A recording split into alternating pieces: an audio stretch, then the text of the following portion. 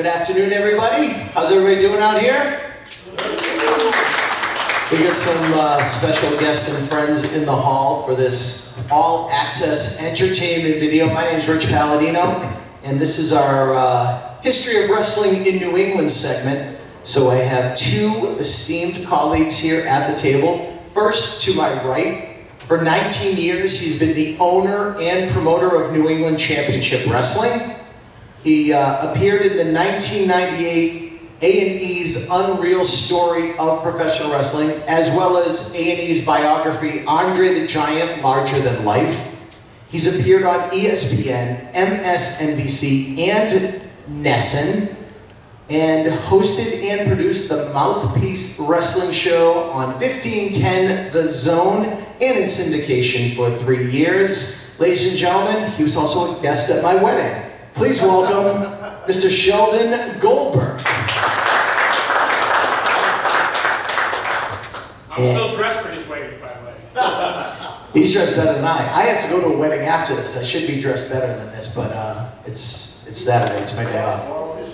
And to my left, I got a longer page of accolades for this gentleman. Started writing about wrestling while a junior in high school for Ring Wrestling magazine. Went on to become the editor of the magazine.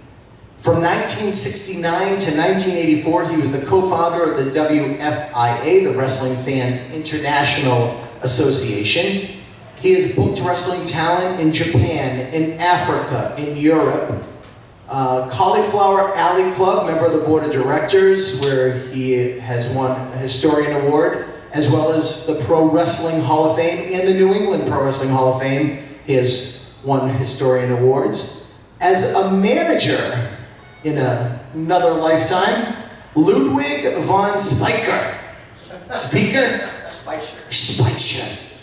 Yes, that's right, young man. Oh boy. In the early 90s, he was the co-host of Wrestle Radio with Dan Riley.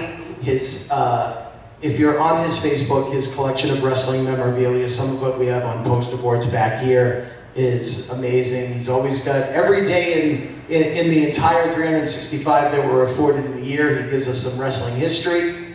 And on a side note, before I give him his formal introduction, in 2017, I had by the grace of God, I got the chance to meet William Regal. He asked me about myself. I said, I'm a ring announcer. I'm from New England. He says, have you lived here all your life? I said, yes. He goes, do you know Tom Burke? And that is a true story. I said, yes, of course. So ladies and gentlemen, to my left, Professor Tom Burke. Thank you very much, Rich. Sheldon, it's good seeing you again. And before we all start all this and everything, I'm just going to say some fast words from one of the greatest in wrestling. Okay, you pencil neck geeks. It's like this. You're going to learn something today, so shut up and let us talk and everything. The concept of this seminar is to talk about the history of professional wrestling here in New England. We're going to talk about the days of yesteryear, those days when wrestling was wrestling, as well as we're going to extend that into the independent scene, which my fond colleague Sheldon Goldberg will give an excellent synopsis of. But before we begin, I want to talk to you about wrestling here in New England. Especially here in this area here. New England wrestling history boasts of many talents of wrestling. We have the Currys, the Curry family legacy. Other states have the Funks in Texas, with the Guerreros in Texas, the Rougeaus and the Vachons up in Montreal. But we have the Currys in New England. A grandfather, Bull, his son Flying Fred, the two grandsons, Rocket and Kid Curry. Also, we have a situation where we have the Bella twins in wrestling. However, prior to the Bella sisters, I'm going to stand up. Thank you. We're standing up.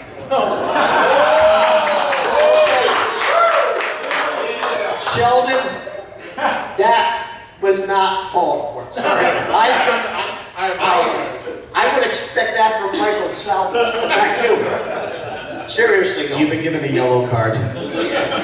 We have the Bella sisters. prior to the Bella Sisters, there was another sister tag team out of Worcester, Massachusetts, Rita and Betty Boucher, back in the 60s. Moving a decade prior to them, we have the Lake Sisters from Maine, Ruth and Ann Lake, and they were inducted into the New England Hall of Fame several years ago.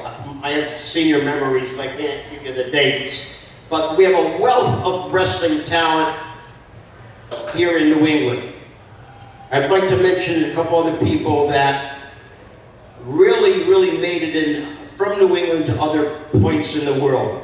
Johnny Bench. Cowboy Johnny Bench was from Pittsfield, Mass. He wrestled all over the world.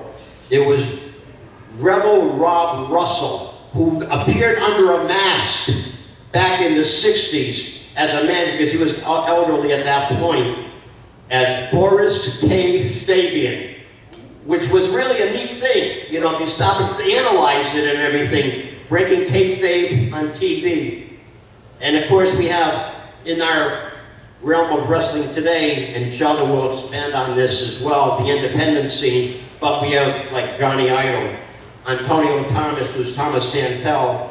We have Duke Savage, was another wrestler out of Holyoke, Mass. But one wrestler who time has forgotten, in my opinion, was a wrestler from Holyoke by the name of Carl Krauser.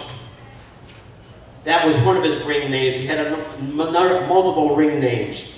But back in 90 years ago, he was the prototype for the artwork for the Superman comic.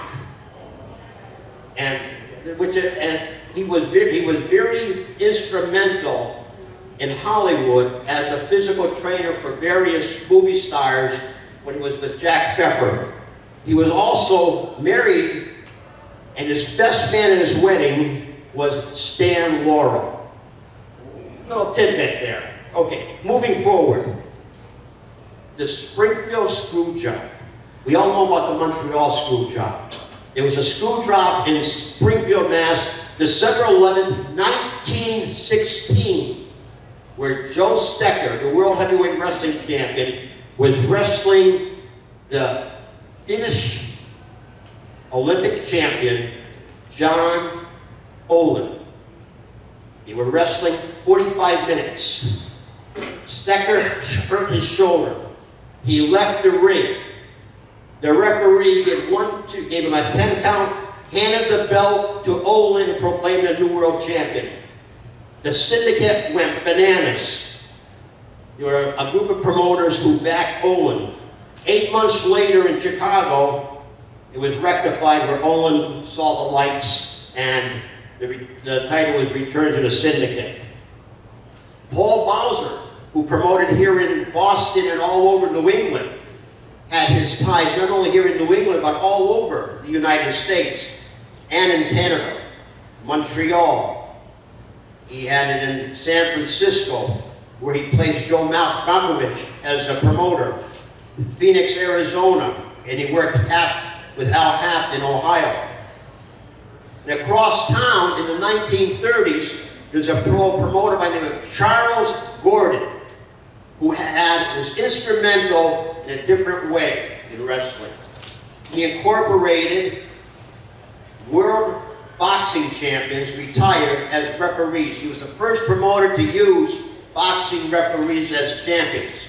He also had the insight of doing something completely, at that time period, which was astounding to probably some promoters, especially those that down south, where he had an American black man as the world's champion, whose ring name was Samala Salih.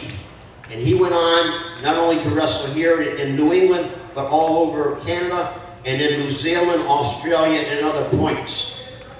And that lasted for quite a while, so probably till 1938, when Gordon had some health issues and he retired from the business, and Bowser became the main promoter all over New England.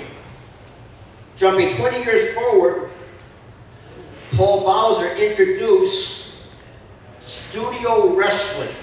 Prior to that, we just had old films from Buffalo, Chicago, etc. And in 1958, he started with WBC in Boston to telecast studio wrestling with Sam Menaker as a commentator, with Kil Kowalski, Pepper Gomez, Frankie Scarpa, and a host of other wrestlers that encompassed the trend of modern wrestling. That went on for quite a while. He had a partner named Eddie Quinn, who was his partner up in Montreal. However, in 1960, Paul Bowser died. Eddie Quinn came down to Massachusetts, where he was from, originally from Waltham, to start running shows here in the Boston area. However, his tenure as a promoter did not last long. Not because he lost TV, but another reason was he was being investigated by the FBI and the feds for his association with some unsavory characters in the world of boxing, which was involved in.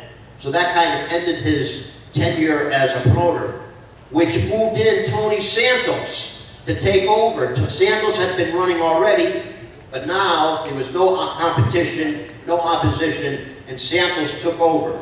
And from that Santos stable, you have people like Pat Patterson coming in, Terry Garvin, Ronnie Garvin. You had Chris Cole, Ronnie Dupree, and a host of others. Even Harley Race came through New England. He was already wrestling, but as a journeyman, driving their midgets. He came in and worked for Tony Santos as the Great Mortimer, who was a knockoff of the Great Mortimer that McMahon was using. Say again? Carlos Colon. Carlos Colon as Prince Koala. Les Thatcher. Les Thatcher was another one. So there were a host of major stars, major influence in professional wrestling back in the day. Then Abe Ford comes on the scene, working with the WWF at the time, Tri-WF, and started running. And he ran successfully for quite a few years until a disagreement took place. Abe goes to Montreal. It was named Abe Ford. Yeah. Abe Ford goes up to Montreal in 1972 or so. He goes up there to talk to the Vachons, who were running Grand Prix Wrestling, which was doing great business, to try to work a deal where they would come into New England, because they had a English and a French TV. Shaking hands. Kowalski told me this. Shaking hands, and they leave the office. All of a sudden, Mad Dog and Butcher Vachon are on a Madison Square Garden show against Lee Wong and Ben Ortiz.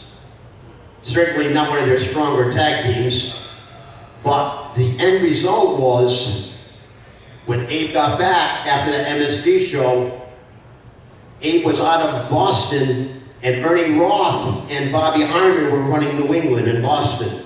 And there was a lawsuit over that. And a lawsuit over that. And Abe Ford won that lawsuit. Exactly. Right. Well, Vince Sr. had to pay Abe Ford off. Exactly. And the reason why was in a monopoly we come into here. Yeah. One of the arguments was that he was running Monopoly, McMahon was running Monopoly. Right. But what happened was, this is very interesting, the Tony Santos promotions had been dormant. All of a sudden, it's resurrected with none other than the good Dr. Jerry Graham on top for Tony Santos.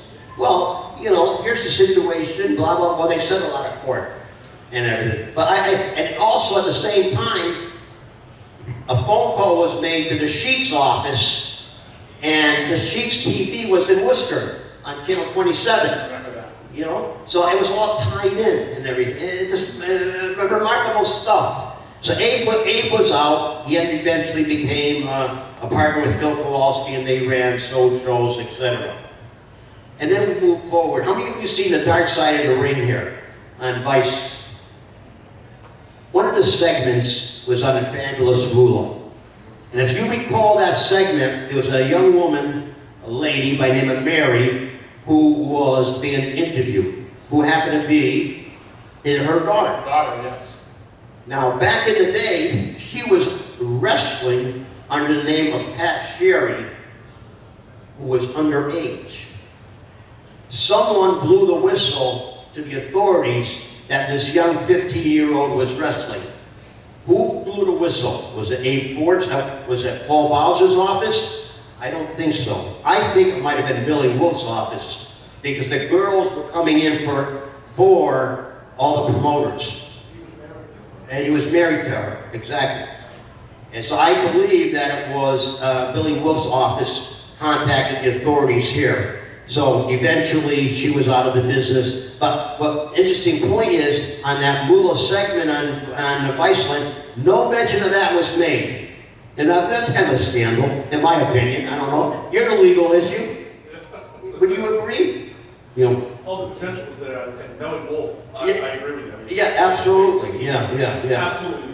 You mentioned that Moolah was married to Buddy Lee. Buddy Lee became one of the foremost managers and bookers of country music acts in America. Garth Brooks, Buddy Lee Attractions is still today, even though Buddy Lee's no longer with us. Buddy Lee was a huge force in country music. Oh, absolutely. Yeah. And Tony Santos used to run country western shows besides the wrestling shows. Right. If you see Santos programs, usually at the back, they have a promo as upcoming country western shows at the Boston Arena. So, Elsewhere. tell me why that all the time. Right now, this is something which probably younger folks wouldn't understand. Ramifications in wrestling. Now, back in 1975, there was an organization called the IWA, which was run by Eddie Einhorn and Pedro Martinez. They tried to do wrestling on a national scale, which sad to say failed. However, About 10 years ahead of his time. exactly. However, they came to New England. I attended one of their shows here in Boston, as well as my very good friend, John Arezzi. We attended the show. 2 weeks later, WWF was running a show in Boston. John Arezzi attended with press credentials. He was asked to leave due to the fact somebody spotted him. We won't mention the person's name who spotted him. The same thing happened to me a couple of days later when they came to Springfield. Moving forward to 10 years to 1985, when World Class Wrestling from Dallas came and ran a show in Lynn, Mass. Their public promoter was Killer Kowalski. Kowalski ran the show. Everything went well. It was a well-attended event. 2 weeks later, he goes to the Boston Garden, as he usually does when McMahon came in. He's sitting in the dressing room, and the agent for the WWE at the time called him aside and asked him to leave. The ramifications not only deal with the lower echelon of professional wrestling, but in my opinion, one of the higher ups of wrestling, Killer Kowalski. So those ramifications were all over the scene. And then of course you have a situation where as we were talking about monopolies and everything just a minute ago, back in Springfield, Muskie Sallow, who was a WWF promoter, was moved out, and he started Northeast Wrestling, and he associated himself with various promotions, North Carolina. This is when we started territories. He brought in Carlos Colon. He worked with the Montreal office of the Rougeaus, but that failed as well, sad to say. And the reason maybe one reason it failed, Skandar Akbar was on the show, and Skandar and I knew each other, so we went out after the show, and Skandar says, "What about this guy that was running the Showtime?" I said, "Well, I just thought he's kind of I don't know, he's just not with it, I don't think." And Skandar said, all he wanted to talk about was boxing in the dressing room. He not interested in wrestling, boxing. So, you get all kinds of types. And of course, today, we have independent wrestling all over New England and everything. And I'm going to let my colleague here give an insight on the present situation and how it was to be an independent wrestling promoter. Well, it's kind of like getting a lobotomy with a big pen most of the time or internal bleeding. But anyway, we'll get to that in a minute. I want to jump back before we get into independent wrestling today. because what we call independent wrestling today is what's sprung up after the territories disappeared and the corporate wrestling took over the upper echelon of pro wrestling. I want to jump back to the transition from Bowser to the WWF. Yeah, okay. Right. So Bowser was one of the most popular promoters, one of the most powerful promoters in the nation. But when 58 came along and he went on television, Bowser and television didn't get along so well. And he died shortly after they went on television. After that, wrestling didn't show up on television in Boston until the late 60s, about 66 or 67. And it's interesting, at first, the WWF shows were on what is now Channel 38. It used to be, at that time, the station was owned by the Catholic Church. It was owned by the Archdiocese of Boston. It was a religious station. They were on 56 too. Well, that was later. But Channel 38 was a religious station. It was owned by the Archdiocese of Boston. And in those years, UHF television was just coming into being. And it was just the 2, 4, 5, 7, whatever your VHF channels were. And so as a result, the promotion originally failed with 840. They tried it again a couple of years later when UHF television started to take hold, and that's when it became a success. So yeah, it's an interesting transition that Boston was dry as far as television goes for the longest period of time, for 7 or 8 years. There was no television in Boston, and Santos ran without television. Right, yeah. He ran all over New England without television. Back in those days, if you were a wrestling promoter, and this continued into the 70s, if you were a wrestling promoter, one of the things that you did was you had a newspaper man on the payroll in whatever the major newspaper in the city was. In Boston was the Globe or the Herald or one of those. And you would actually pay this guy to run stories about local wrestling. And the company that ran the wrestling was usually a contract advertiser. They'd have an ad every week or every month or whatever, however often they ran. So, Boston had a really iffy relationship with television wrestling until the late 60s. Then Abe Ford really took hold until, of course, Abe Ford was out by that time. The Worldwide Wrestling Federation was a strong business. And when the corporate wrestling took over and the then WWF decided to become a national company, they went from being a business that ran the big arenas and ran spot shows. The spot show business disappeared, and that's where independent wrestling came in. Yeah. Independent wrestling is what took the place of what they called in those days the spot show. The guy who was the godfather of independent wrestling in New England is, of course, Walter Kowalski.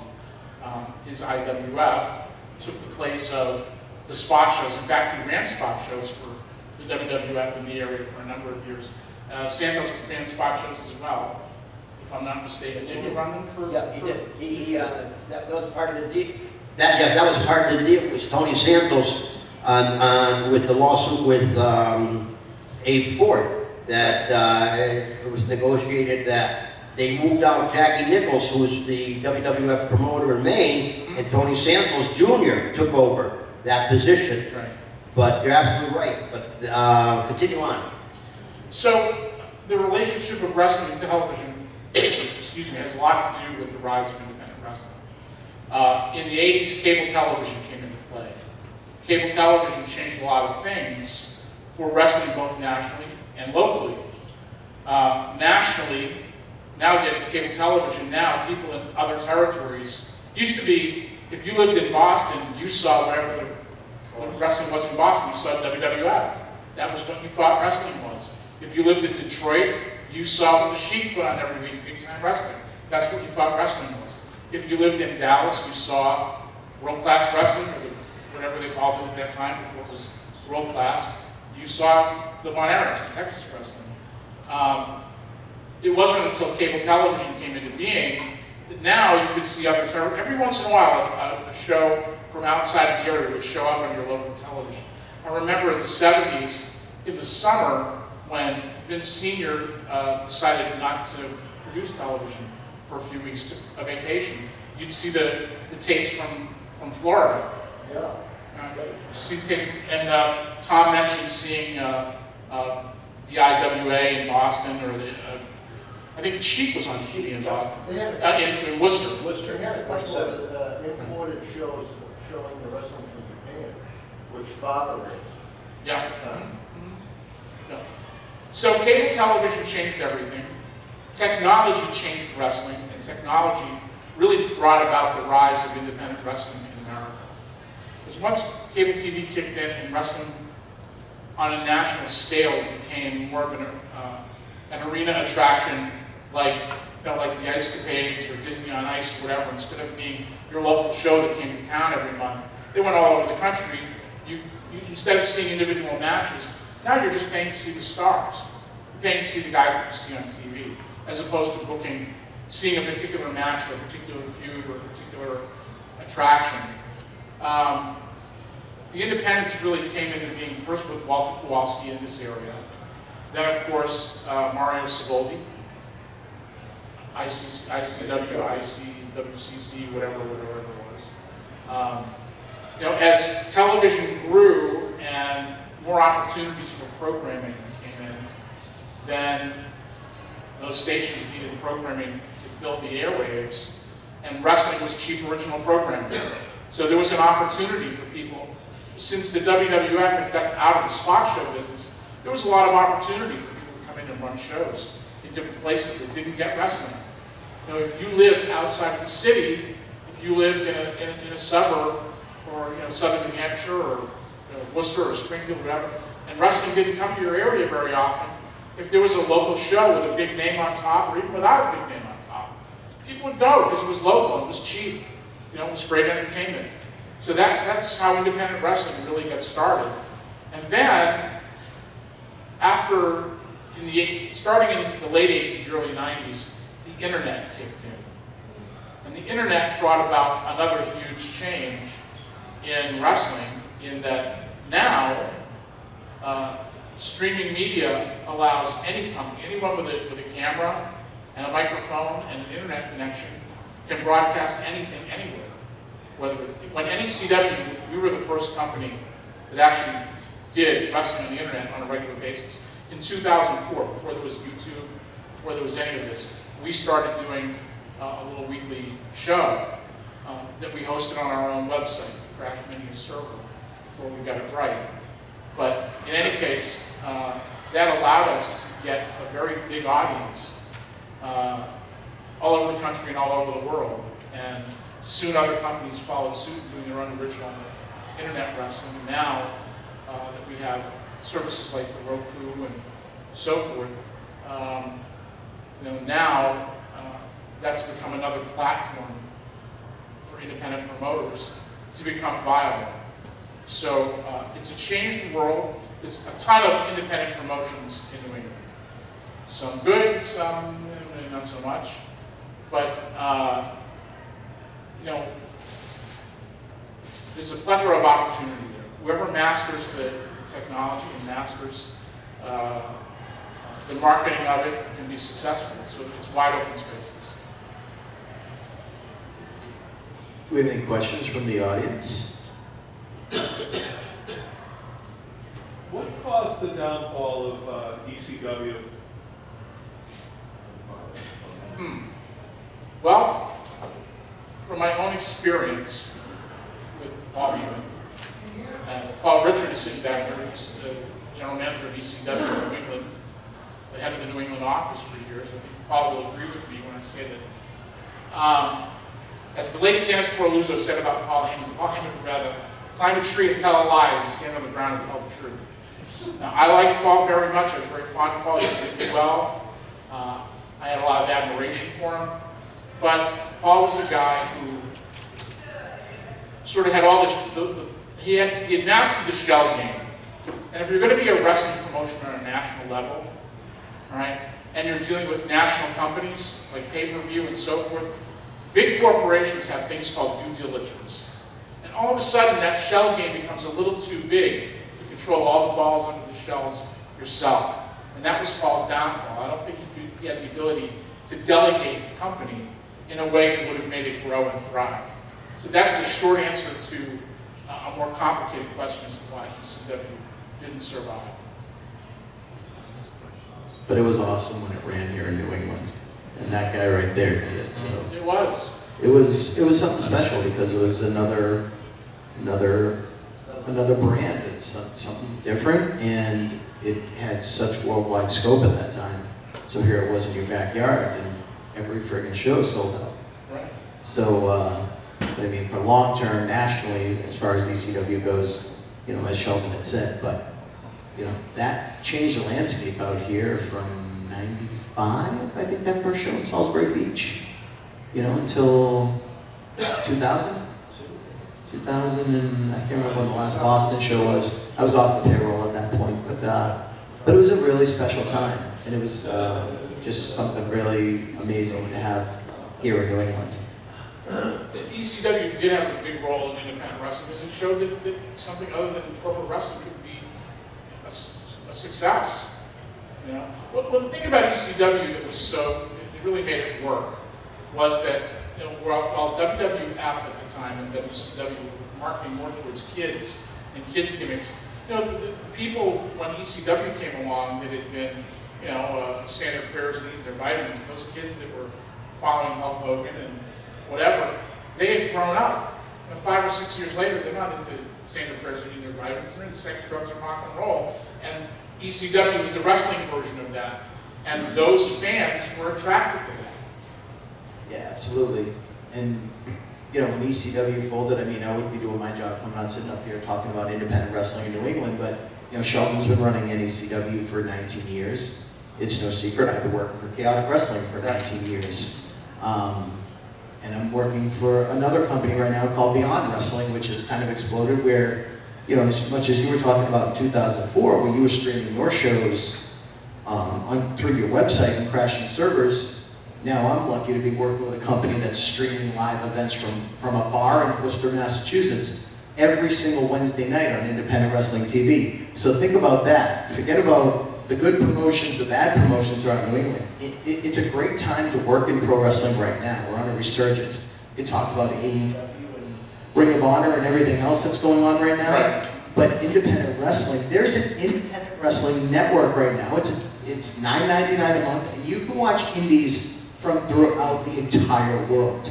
And to be working for the flagship promotion Beyond Wrestling of that network is something really special that 25 years into my career, I didn't think I'd be working on Wednesday nights. My wife is not happy that I'm working every Wednesday night, but you know, it's something special. And you know, Drew Cordero, who runs that's bringing in different talent from throughout the country and sometimes from abroad.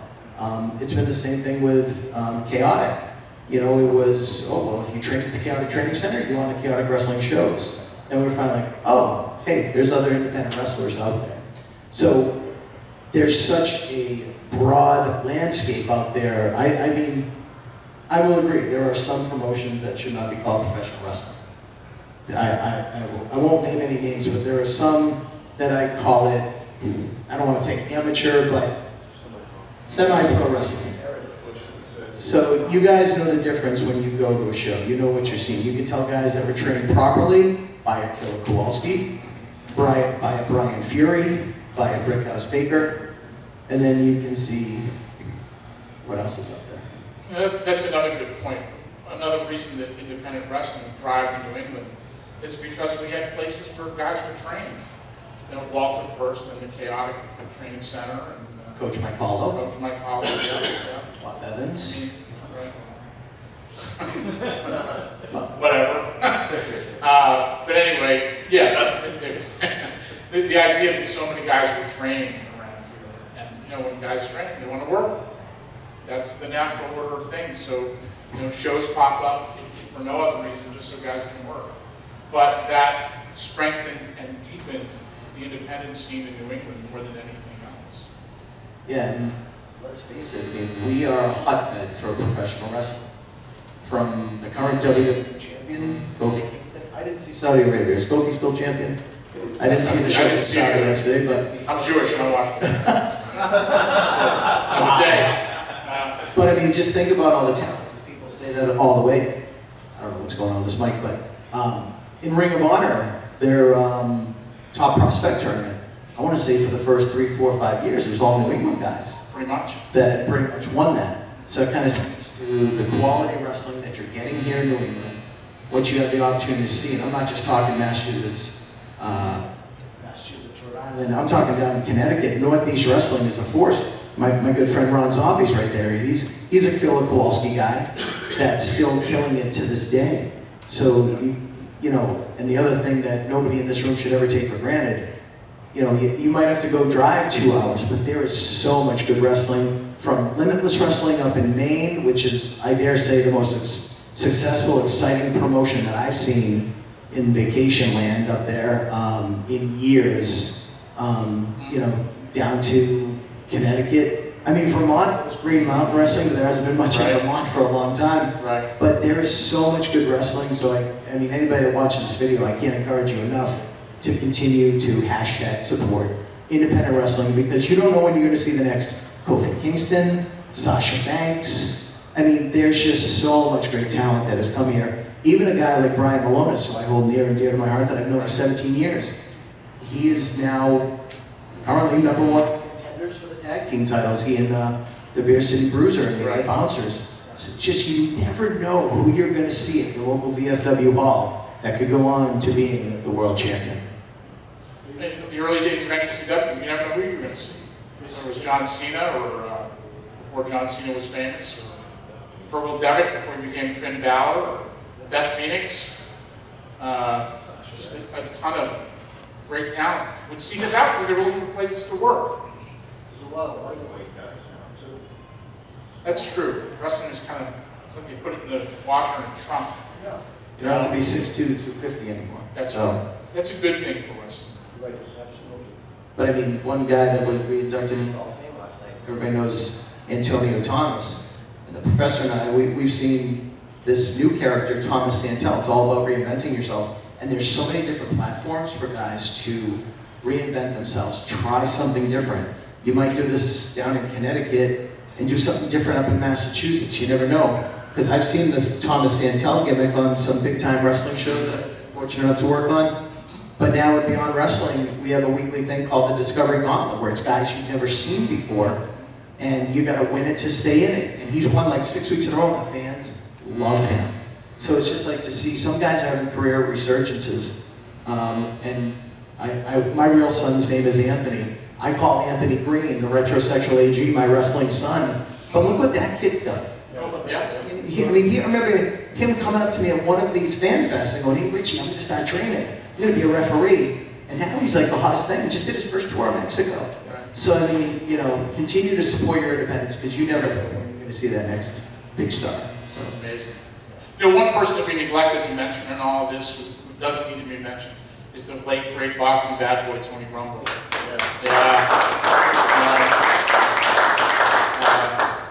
He was really in the Boston area, the heart and soul of what I guess you could call independent wrestling. Independent wrestling was then. He did a cable access show that was great. Got on local television, and then passed away right after that, unfortunately. But Tony did a lot in this area. He helped push the wheel forward in a major way. I don't think he gets enough credit. no, we're coming up on 20 years. Yeah. November 13th of this year is gonna be 20 years since Tony passed away. And I remember back in those days, like I can't remember which one of you said it, but Killer Kowalski's IWF, they were the independent shows. Right. And there was the former Yankee Pro Wrestling, it might have been NEW Northeast or something at the time, always ran the southeastern Massachusetts, northern Rhode Island area.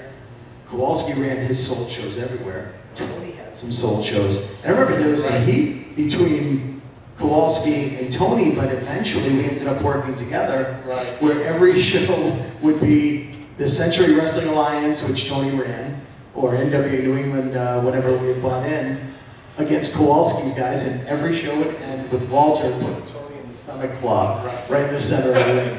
And it didn't matter if it was New Hampshire, Maine, Massachusetts, it was always a different audience. So it was very fresh back then. You didn't have the internet where you'd say, "Oh my God, this happened in Portland last night." Yeah, guess what? Back then you could do it in Portland one night, do it in Somerville, Massachusetts the next.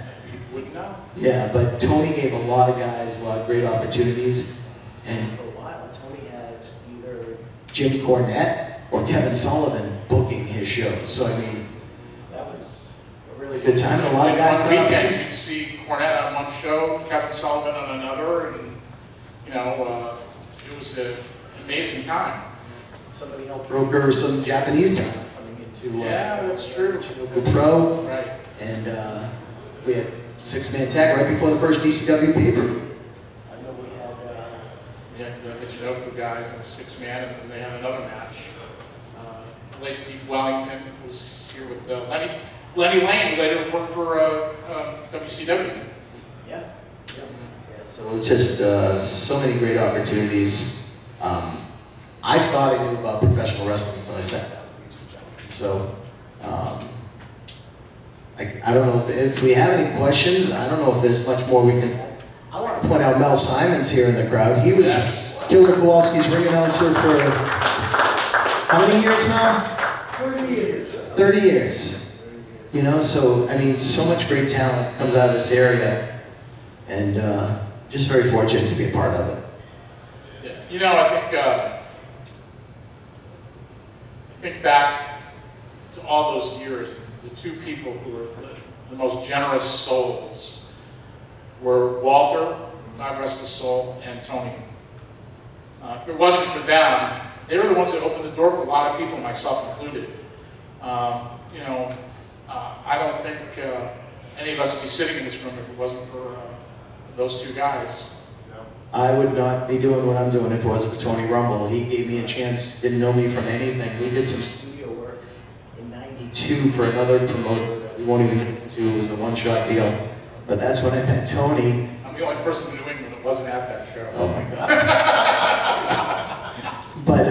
But you know, Tony gave me an opportunity. Here I am. I just turned 50 years old. I've been doing this for over 25. So more than half of my life I've been working in pro wrestling, which is pretty awesome. But Tony gave me an opportunity. He didn't have to, but he did. And through there, that very first show I did for Tony, Taz and Tommy Dreamer were on it. And that kind of helped open the door for me to be able to work for ECW for almost 3 years up here in New England, which is something I'll never, ever, ever forget. So, Tom, let me ask you a question for you. Yes, sir. Now, you've been around a lot longer than I have. Well, not that much longer than I have, I shouldn't say that. I feel my years, but anyway. What would you consider the golden age of wrestling? For me, Yeah, for you. it would have been probably the 50s into the 60s, and for me, also the time period in the 70s as well to a degree. But on a personal level, I think it was the 60s where I saw Kowalski on TV. I got one to my first show. I think each and every one of us in this room right here will remember their first show. And for me, it was a Christmas present from my dad in December of 1959 when I went to my first live show. And in fact, the poster boards here, there's an article that I mentioned that, and getting to meet various people at the show, and then eventually becoming friends with them. Bull Curry being one, Red Bastien, you know, and George Bolas, who I was on the first wrestling show I went to. And I met him, that was in '58. In '68, I met him in Cologne, Germany at a wrestling show. And I had mentioned that, and I was a GI at the time. And he invited me after the show to go for a beer and sat and talked with him.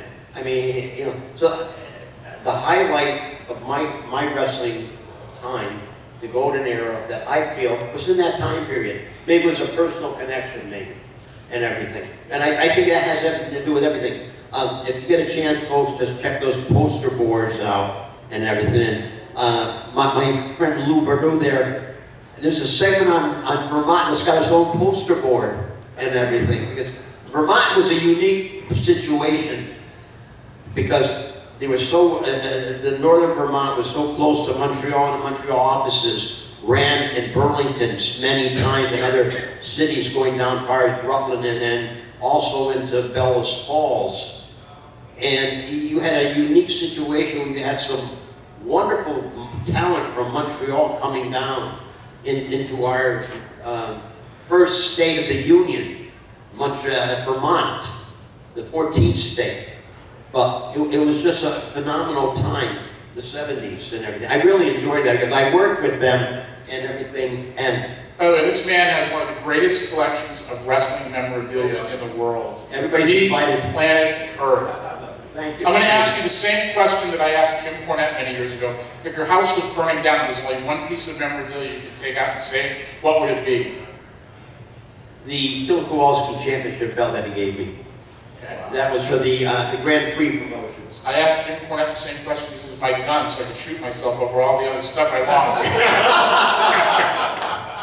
No, I've been very fortunate, and my collection can be viewed on YouTube.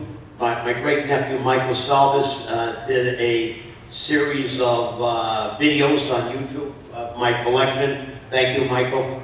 And it's posted on YouTube. As Richie had said, that I post every day nostalgia on my Facebook page.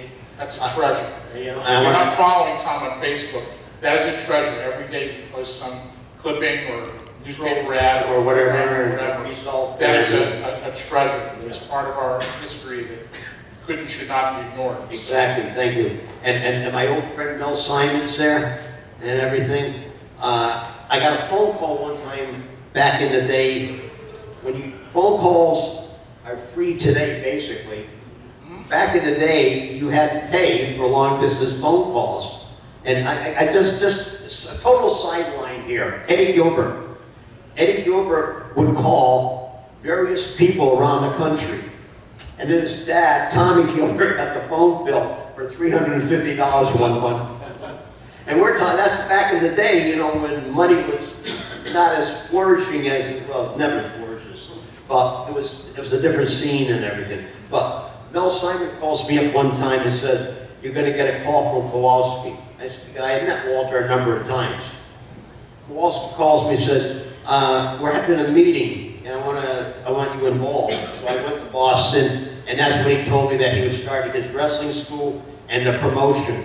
And then, of course, I wrote the article in Ring Wrestling Magazine about the school and everything when he first started, which evolved into many towns. That's another thing. Walter was one of the first people that had a wrestling school that was widely publicized. Yeah, exactly. Back before Kowalski, if you wanted to train to be a wrestler, you either had to know somebody, you were recruited by somebody. It was a closed shop for sure. Exactly. Walter was one of the first people that his wrestling school was known far and wide, that there was such a thing as a wrestling school. Tony Santos would take out an ad in Wrestling Review magazine, a little block ad about a wrestling school. That's how Les Thatcher found out about it. Right. But you're absolutely right. The Kowalski opened up the wrestling school business, and he was one of the first and everything. And I have to thank my good friend Mel Simon for including me in that and giving me the heads up. Thank you, Mel. Pretty much every year there'd be a major story in a TV station or in a newspaper about Kowalski's wrestling school and how the stars of tomorrow were there, Exactly. so on and so forth. You're telling everybody the right way. Yeah. It's John Ray. Was he also one of the first to actually have his own TV show that he promoted? He did have a short-lived TV show. yeah, That's yeah. right. Boston, I remember when I was a kid. Yeah. Now, Tom, there was a lot of heat over that Bedlam from show. Boston. Yeah. Right. There was a Yeah. lot of heat over that show. Yeah. Yeah. Right? Yeah. It was a lot of, yeah. Yeah. Yeah. But it was a different time, different element. That was done at the studios of Channel 25 in Needham, am I correct? Yeah. Yes. Yeah. Right. Yeah, Channel 25, yeah. They were owned by the Christian Broadcasting Network Yeah. at the time, right? Yeah. I want to see that stuff. Yeah. Those are rare tapes. I have some. Now, Walter was good friends with Fritz von Erich, who was very close to Pat Robertson, who owned the Christian Broadcasting. That was the connection there for the Yeah.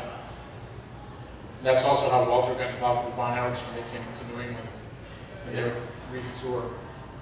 Yeah, as I had mentioned earlier, that they ran a show in Lynn, which was a Manning Bowl. Yeah, the Yeah. Manning Bowl. Manning Bowl, which Right. was a big success. Then they were going to run another show. Kowalski calls them up to tell them, we're going to do another show. and the management at the Lynn Bowl says, oh, we've already been contacted. David Manning, who was part of the Dallas office, moved in and moved Walter out. So, you didn't know that, did you? Yeah. So that's the story there. I mean, you know, wrestling has a lot of double crosses, a lot of backstabbing, but Right. it's part of the game. It's funny, late Gary Hart told me a story about that show up in Lynn, and how they were flying back to Dallas from Lynn, and Terry was a couple of seats up, and he left a briefcase on the seat next to him. And he said, oh, let's see him, I'll just take the briefcase, and didn't open it. When he got back to Dallas, he gives Terry the briefcase. Oh my God, Uncle Gary, thank you so much. The briefcase had $50,000 in cash from the gimmick money that they sold. And he just left it in the seat there. Wow, I never heard that story. That's great. But if you folks get around and check out those poster boards and everything, there's a review of history of New England wrestling. And I want to thank Rich again, Sheldon, and all of you for attending. And if any other questions, we'll pack These it in. two guys are real treasures of New England wrestling. This is the voice of And New they England deserve a wrestling round here. of applause from all you guys. Thank you. Rich, Thank you all for being here. You guys, thank you for having an interest in all this stuff. Some of you are good friends. Some of you I'm not too familiar with, but I want to thank you for being here and showing an interest in something that's so near and dear to our hearts. absolutely. Because wrestling history is something that has to be preserved. Yes. And I really thank everyone for coming. And the voice of New England wrestling here, Thank you, sir. an old-time friend. And your house is always open, right? Always open. So take your phones I'm out. gonna start charging admission. All right, well, I already told Chris Hero. Chris Hero is so infatuated with the Swedish Angel. And if he's up in New England, I kind of opened up your house for him. Absolutely. So I'm going to bring him down. He wants to see your collection like you wouldn't believe.